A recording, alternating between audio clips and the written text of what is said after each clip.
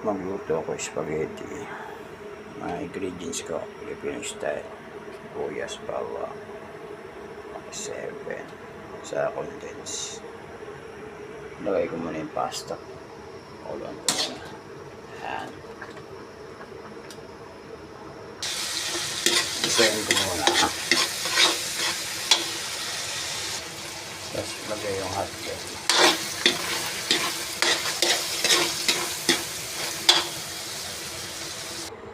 Tapos lagyan natin ng gatas.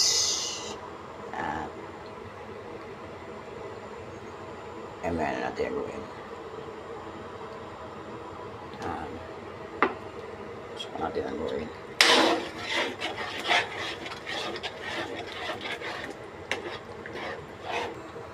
Medyo pakukulin ko lang ng konti. Tapos saka ilalagay itong pasta. Okay na to. Haluin ko na ng konti. Pwede na sa almusal, tanghalian, hapunan.